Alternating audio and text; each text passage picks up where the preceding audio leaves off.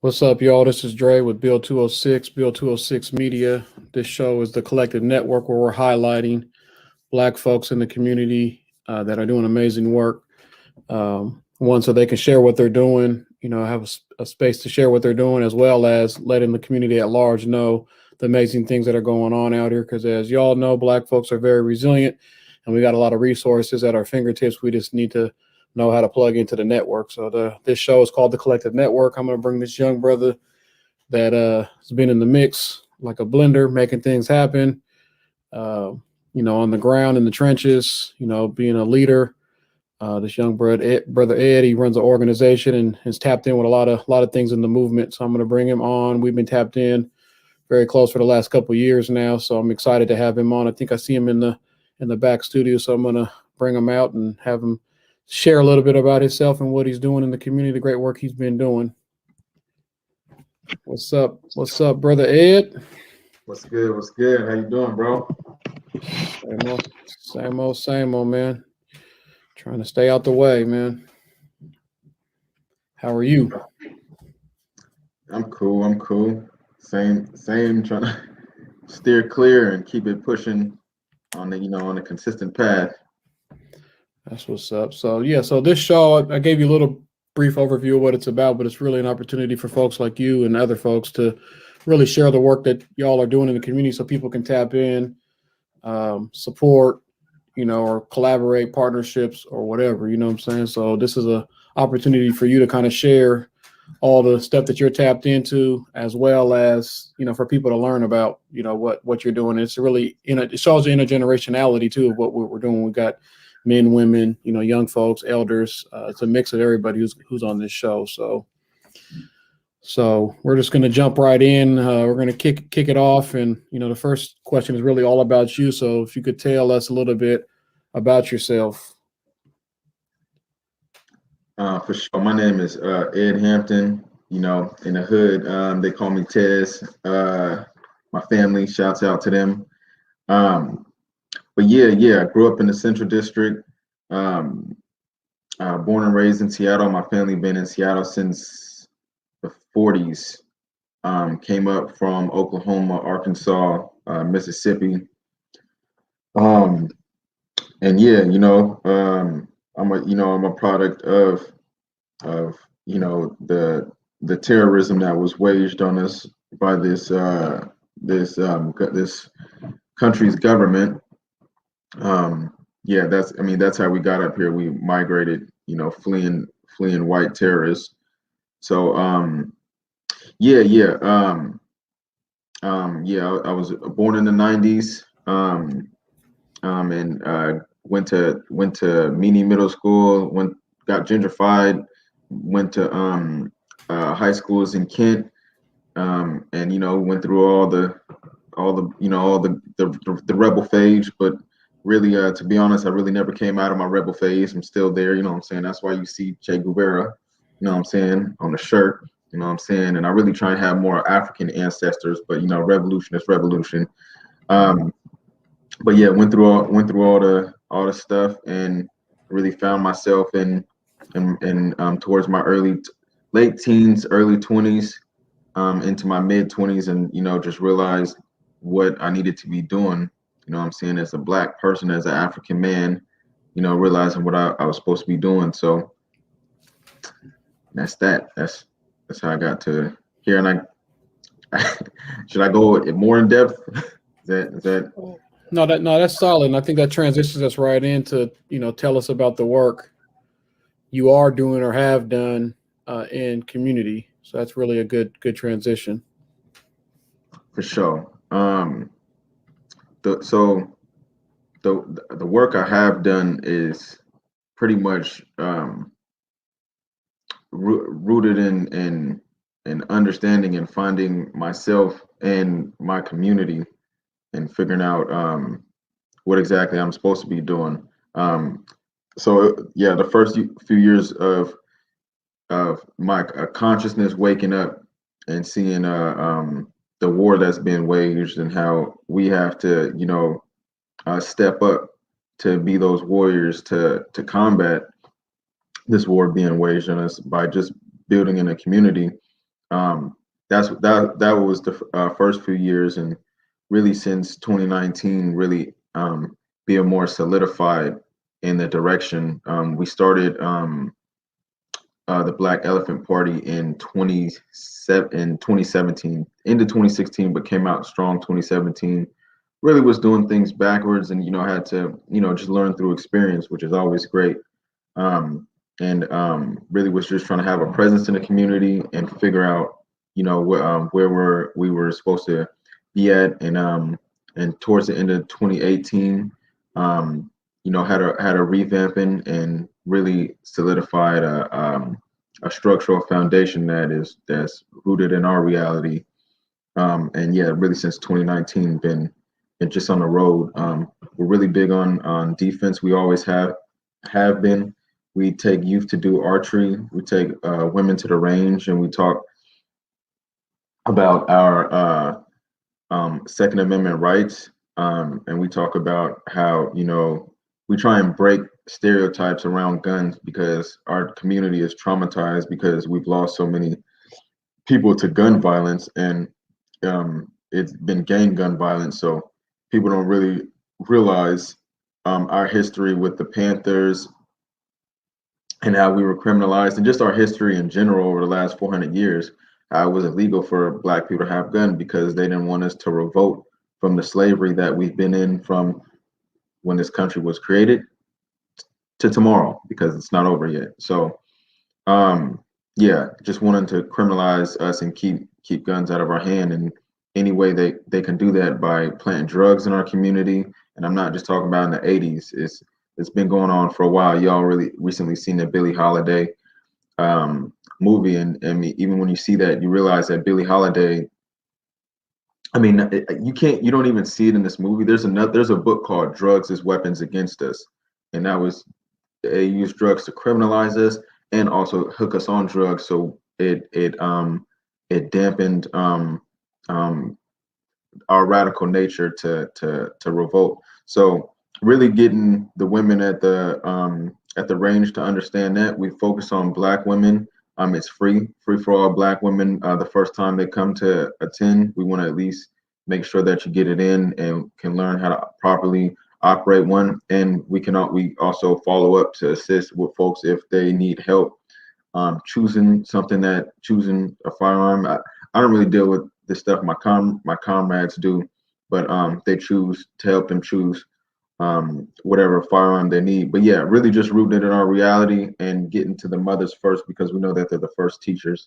And then, also having youth archery day so we can start building a relationship with these kids and, really push, them not having guns so they don't catch cases and have this hanging over their head their whole lives. Really just trying to help them have a clear record as they steer through this oppressive system. So we do other things like build collectively and try and see the different areas. We know we've been attacked in certain areas, so in those areas we try and make sure that's where we're building people power and helping. Our goal is really to be connectors and to help bring people together and be on the same page, so we're not working in silos. But yeah, that's pretty much the gist of it. Really big on defense, and our defense program is still developing and expanding. That's what's up. And I know you guys have a number of events and activities and stuff where people can tap in and learn about you. And as you guys can check out the website, it's in the description. Also, all the social medias are tapped in the description. So make sure you guys tap into those. So thank you for all the amazing work that you're doing. I know it's a short amount of time, so you weren't really able to dig into everything, because I know you're tapped in with a lot of other coalitions and movements and supporting a lot of other things that are going on in the trenches. So appreciate the work that you've been doing. Let's transition into the next question, and it's a little bit of a personal one. It's who or what inspires you and why? Man, my ancestors, they're my biggest inspiration, whether they come from, my bloodline, other cultures, other peoples, you know what I'm saying? El Che. Um, my ancestors, those who, fought, spent their whole lives fighting for us, whether it was cut short or they had a long life.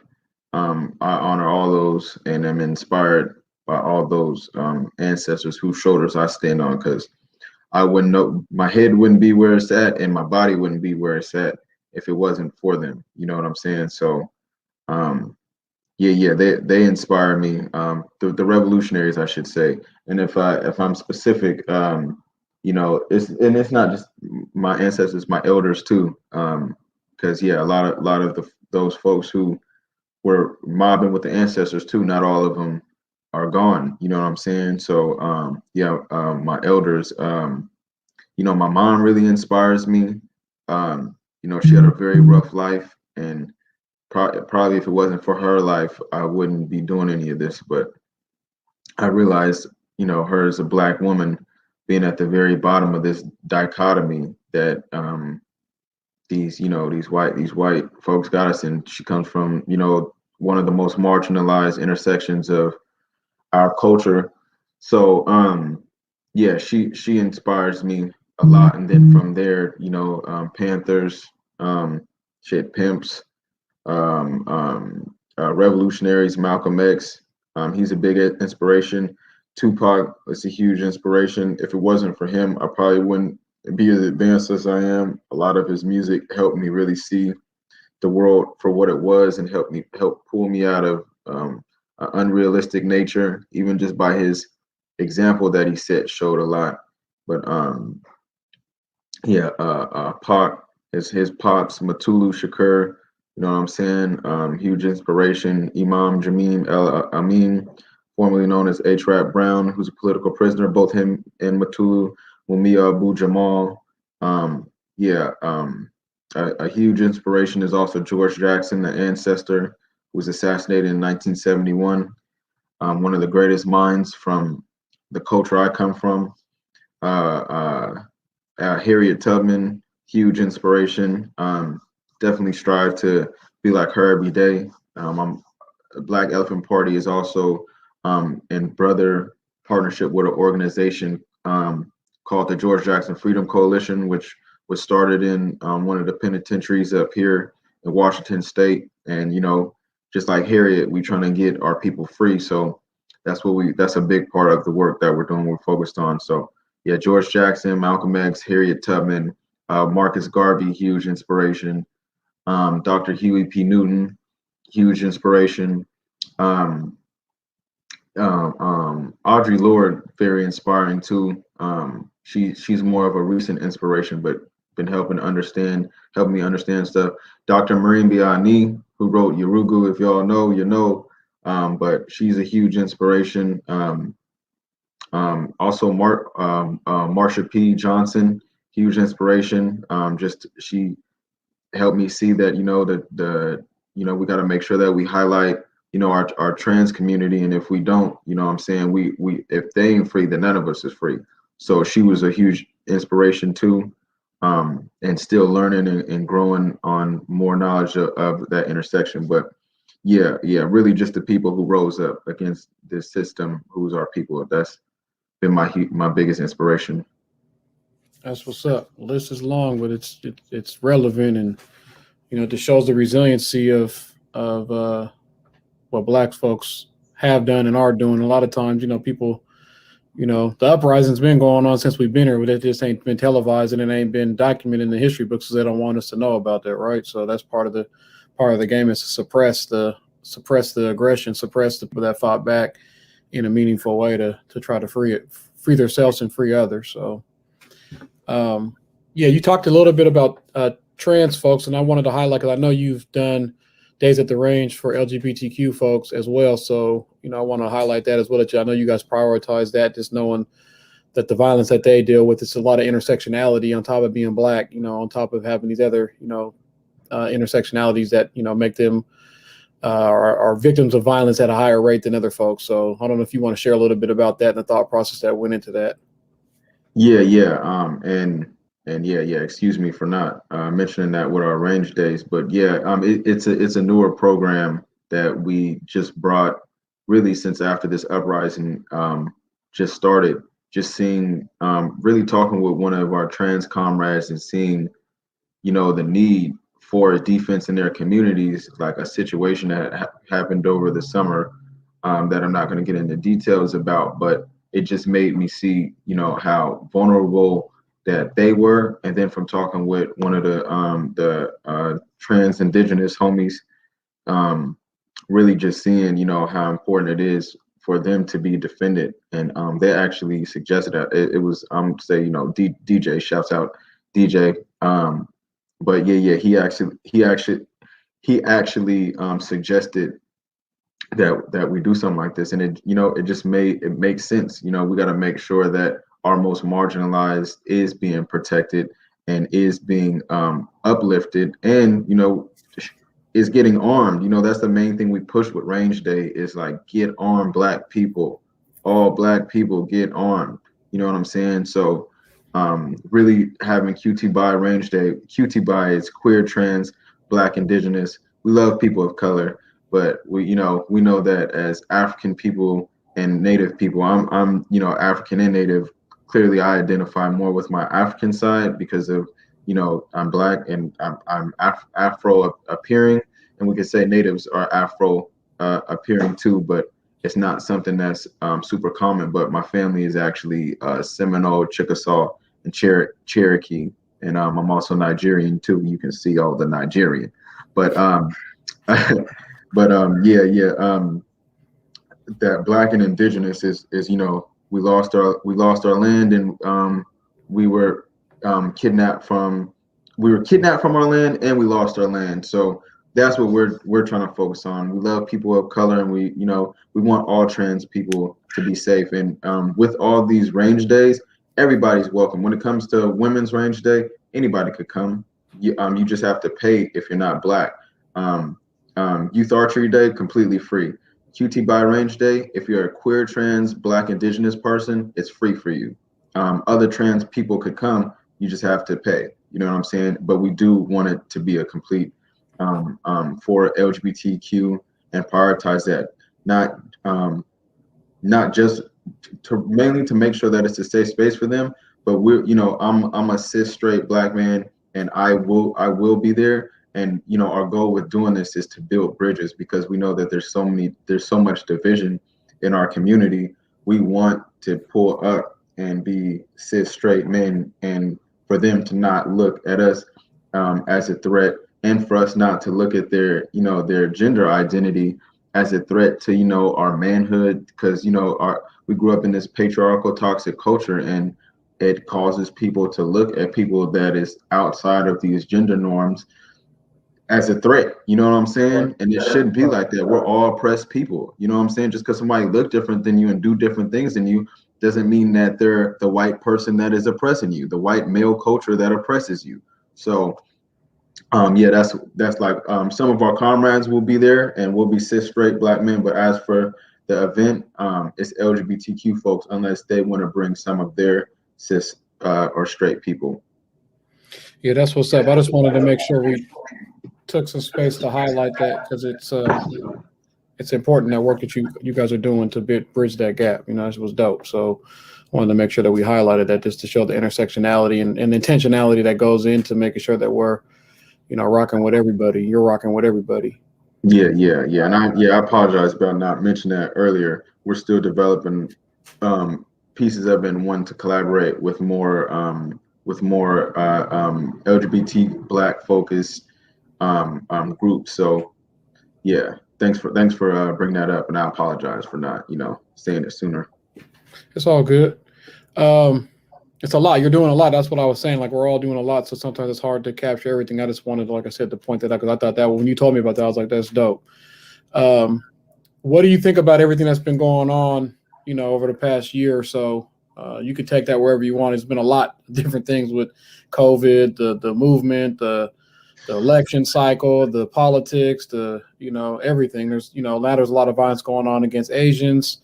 So this is, what do you think about, you can answer however you want to answer, but I just want to get your input from a young brother who's leading, out here in the mix. How do you feel about everything that's been going on?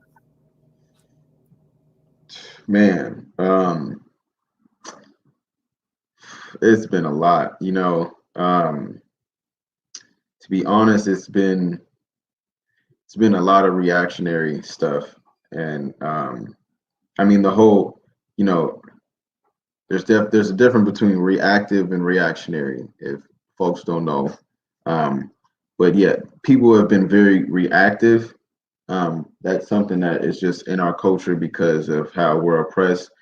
And then people have been reactionary in the movement, which is pretty much the opposite of revolutionary, and has been holding back the movement. So it's both of those factors are like huge, because when we're not prepared and when we haven't been doing the study of history and using history as a case study, from me studying up under, not up under, but reading the books from Dr. Amos Wilson and watching lectures from him and Dr. Bobby Wright, who are psychologists and psychiatrists and philosophers and theoreticians.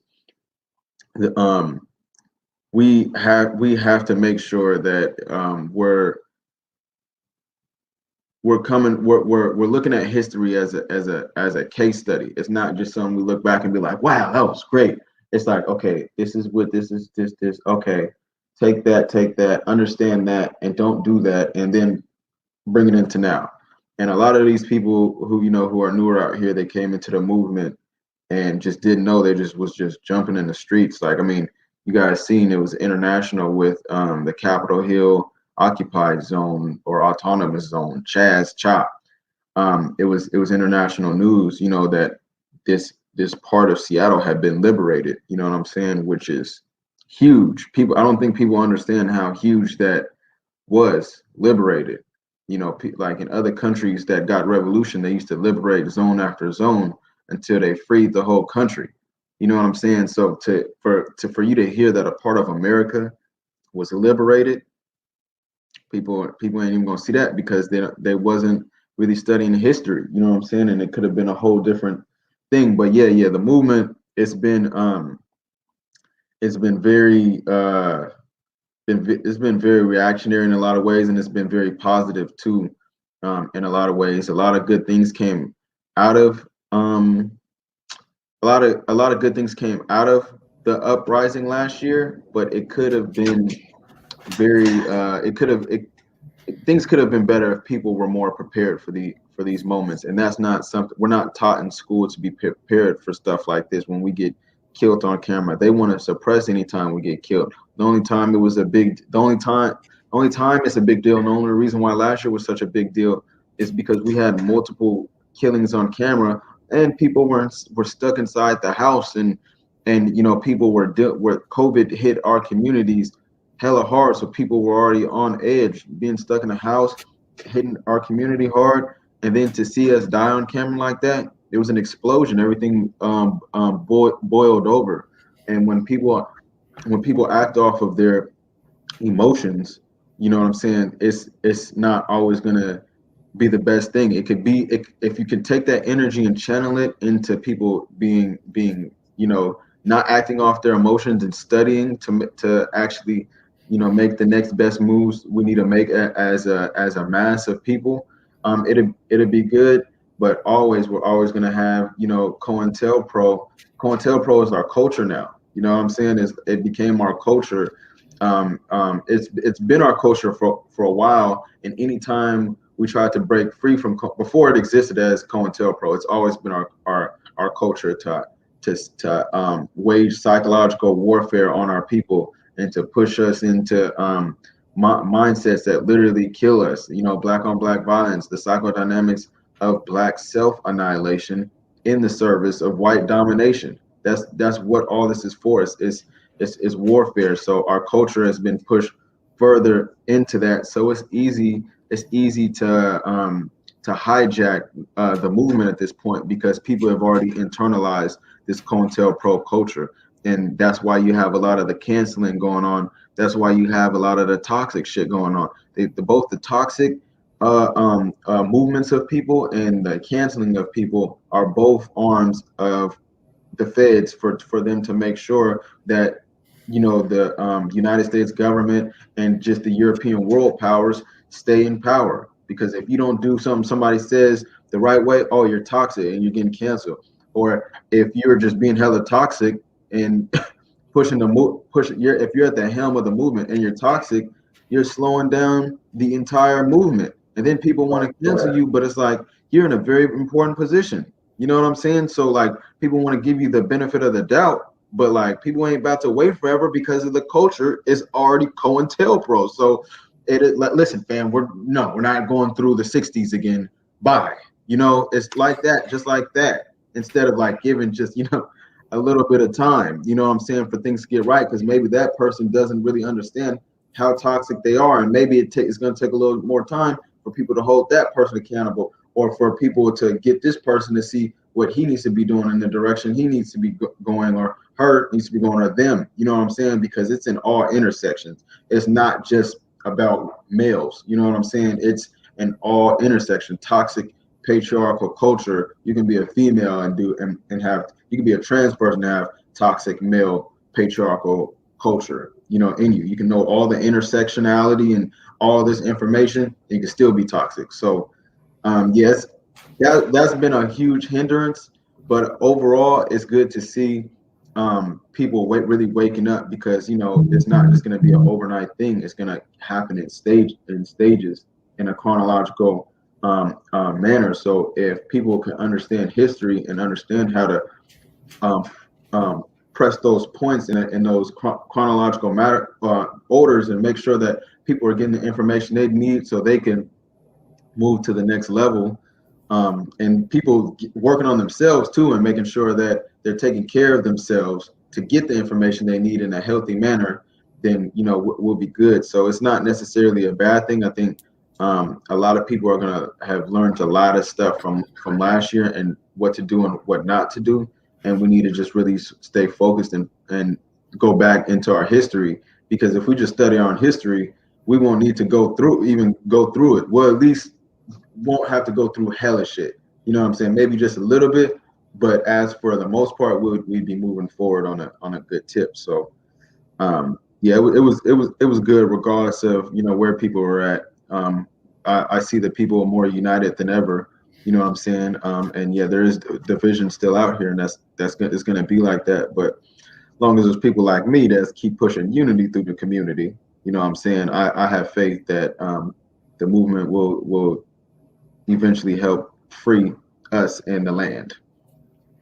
Yeah, and that's really, you know, it's hindsight's 2020. It's, you know, crawl, walk, run, right? You know what I mean? It's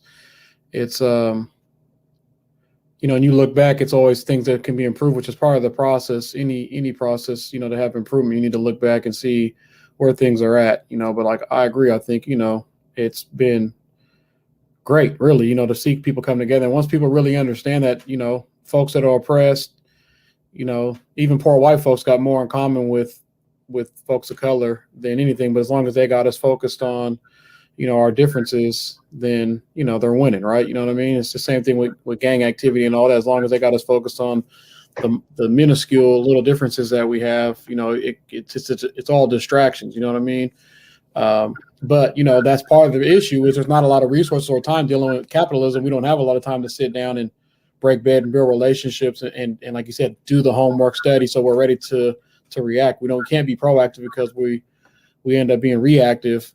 So that's a huge issue, and there's not a lot of resources. When the funding, they fund, you know, broken people, and we're not the issue. The system's actually not broken. The system's working the way it's supposed to work. You know what I mean? But there's no funding to correct that. It's all about how are you going to work with poor people or underserved people or whatever the hot phrase is right now. BIPOC is the hot phrase. But it's like, how are you going to do this stuff? And that's what we're going to fund is how are you going to fix these? How are you going to get so many people back into school? How are you going to stop people from going to jail? Or how are you going to, and realistically, programs aren't going to solve those problems, because racism and, capitalism and all that is all pressing down on everything. And just because somebody came to a program 2 hours a week for 6 weeks or 10 weeks doesn't mean that stops everything else. So, but I feel like, and that's what Build does, is really, really try to spend time and build relationships with folks and spend time with people and break bread. So that way you do got the relationship, you got the equity in the relationship. So when it's time to act, you could pick the phone up and, you're able to make things happen and vice versa. That's just the nature of, we're tribal, folks is tribal. So we really need to be able, and we got a lot of resources. And that's really what this show is, to highlight the resources that we have out here so people can tap in and get connected and make things happen. So I appreciate you. And you kind of transition to just talked about the toxicity and how everybody kind of has that in them. Nobody's shit don't stink, right? We all got issues, you know what I mean? So at the end of the day, we got to continue to work and strive to be better, which kind of transitions us into our next question. I always try to, embody this in the work that I do personally for myself, as well as people that are in my inner circle and then the community at large. It's really a hot topic, and it's, trendy, a little self-care, self-love, all that stuff is trending, but especially folks that are in the grind and trying to fill other people's cups. Sometimes our cup gets empty and we don't really spend the time that we need to take care of ourselves. So I wanted you to share some ways, what have you have done during this time to take care of yourself? I'm saying, be real with it. Man, it took me a while. It took me a while to really figure out what I did need to do. I mean, because when the uprising first started, from the beginning of the uprising damn near to the beginning of fall, so pretty much a whole season, there was no there was no off time. You know what I'm saying? It was like everything was movement, because our city was really, jumping. And then somebody like me, I know where everything's happening at and where to be and where I need to be. So yeah, it was really hard to get that. But what I did do when I could, is go to the water or be with my boo boo. Shouts out to you. And just kind of check out and get away from stuff. Yeah, that was a big thing for me. Was just doing that, but it was hard to really check out. But yeah, really since last June, I've probably been out of town twice. In February, I went to Hawaii, and that was cool. But yeah, for the most part, man, I really find my self-care in studying and just dissecting the movement, our past movements, and really just that Sankofa for me, and for those who don't know, Sankofa is a word in the Twi language from the people of Ghana, the Twi people of Ghana, to go back into the past, retrieve what was lost to bring it into the present to transform the future. And that motto of Sankofa, that's really been a grounding tool for me, because anytime I'm feeling like any type of vibe that is just not good for my head, that's where I think about my ancestors, and I think about how far everybody has come for me and how I can't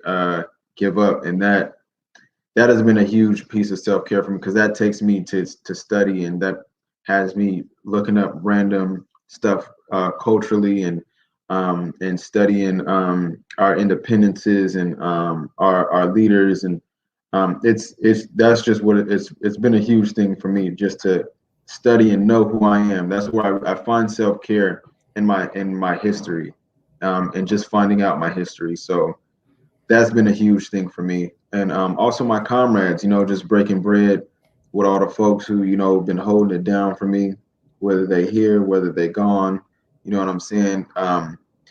you know, that's been a huge thing for me. But yeah, I have a tendency to overwork a little bit. But yeah, definitely Sankofa has been a huge self care tool for me in my belt.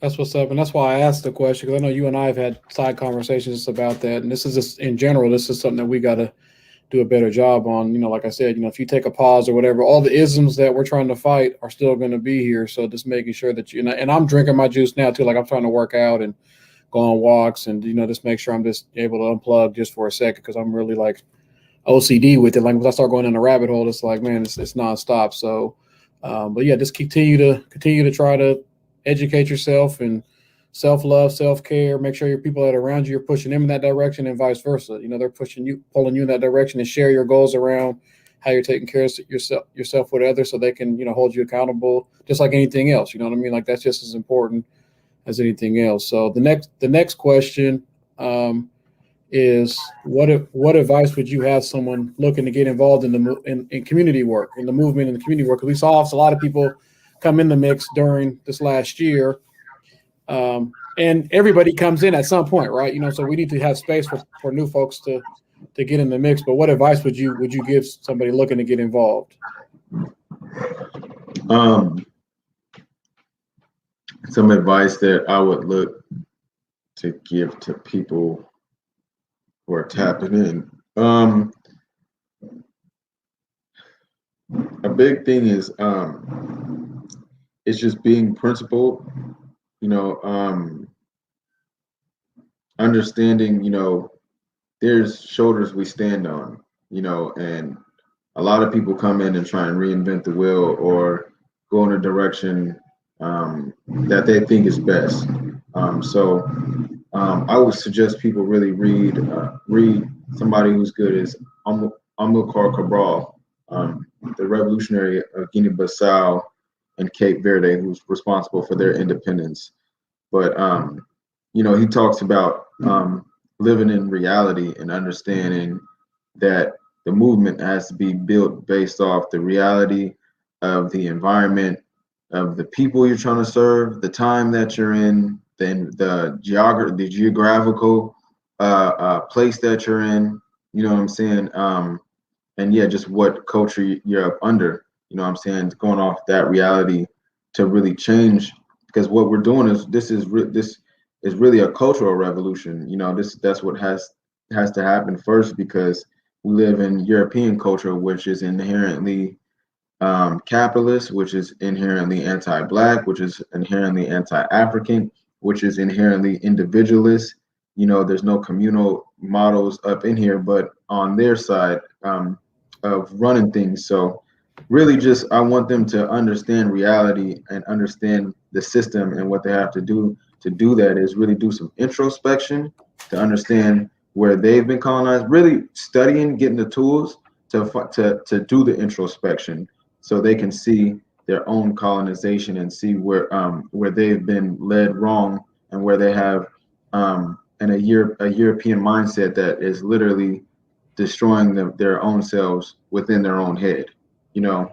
So yeah, studying, getting those tools to do the introspection to change themselves first, before they really try to put themselves into any positions of leadership. While you're doing that, you know, just find trustworthy people who are leading the movement, and not just with their mouths, but with their feet. You're seeing work being done that's actually helping the people, and get with those people while you're doing that, and you know, while you're preparing to be the leader that you want to be for the community, and to be the responsible worker, comrade, friend, cultural worker, whatever it is, to do that, to be able to do that. Make sure that you get with those people while you're using those tools you got from studying to do the introspection and dissect those pieces, and get rid of the junk European cultural DNA that is destroying your own self. So, Right. and I would say junk white, because I mean, yeah, European countries are the ones who are responsible for a lot of this stuff, but it's the concept of whiteness that roots European culture and toxicity. So getting rid of that whiteness within yourself is a huge thing, because race is a made up concept. It didn't exist before the 1600s. Everything was culture. You know what I'm saying? Race is used to control the entire world. So yeah. Yeah, so having a better understanding of that, as well as tapping in with folks who are really doing real work. Yeah. That happens. So with their feet, right. not their lips. Right. Cats that are on the pavement. That's what's up. So we got it in the description, but I want to give you an opportunity to shout it out, because we know people take in information differently. Like, what's the best way for folks to reach out to you and the Black Elephant Party? So, your website, IG, stuff like that. The best way to get in touch with us is via email. You can follow us on the social medias that's listed. Black Elephant Party or Black Elephant Party ORG on IG and Facebook, and Black Elephant PA1 on Twitter. We're still, getting more acclimated to Twitter. We're trying to be more active on there, but very active on Facebook and Instagram. So follow us there. Also, you can go to our website at theblaqelephantparty.org. And from there, you can RSVP for the Women's Range Day and Youth Archery Day, and you can also sign up to volunteer. Where we, like we said, we work with the George Jackson Freedom Coalition, which is our brother comrades, and we're pretty much one and the same. On the same tip, we're all from, we grew up in gang life, and now we're trying to get the people to see which direction we're supposed to be going. So tap in with them too. GJ Freedom Coalition on Instagram and Facebook, and yeah, you can volunteer, because we do need more people for court watch. We're trying to keep a big eye on the King County Prosecuting Attorney's Office, and to just expand that work out to the state level prosecutors who, the legislative sessions, whatever bills are getting passed, we want to make sure that we're there. So sign up to volunteer so we can keep the pressure and get our people free. That's the main thing that we really want people to focus on, is freeing the land and freeing our people, getting our people, off top though. You know what I'm saying? It may take a while to free the land of other methods, but that's something we really are more tapped into, is freeing the people. So if people want to volunteer, they can go to the website and sign up there. That's what's up. And just so for the record, y'all, Blaq, they spell it BLAQ and then elephant. BLAQ. Yeah, just so for the record, it's in the description too. So make sure you guys tap in. They got volunteer opportunities. You could, get some history. You could tap in. Not only that, they're connected to a bunch of other organizations that are doing meaningful work, not just with their lips, but actually, putting the feet to the pavement to making things happen. So before we end the show, I always give people opportunity to ask me questions, since I've been asking you questions. So I don't know if you have any questions for me. Yeah. How would you what is the best way you feel to go about building relationships with all people in our community? Well, I think one, our community is very diverse. Black community is very diverse, as we talked about a little bit on this interview, during this interview. I think, we got to have time to slow down and spend time, break bread, build relationships, share stories with everybody, and understand that, depending on what cat you're trying to skin, if it's education, criminal justice, homelessness, there's all these issues, right, that we're trying to tackle. And there's all these different strategies on how to, even if you just look at one of them, there's all these different ways that folks are very diverse in their thought process on making that happen. So, having space, making space for others' perspectives.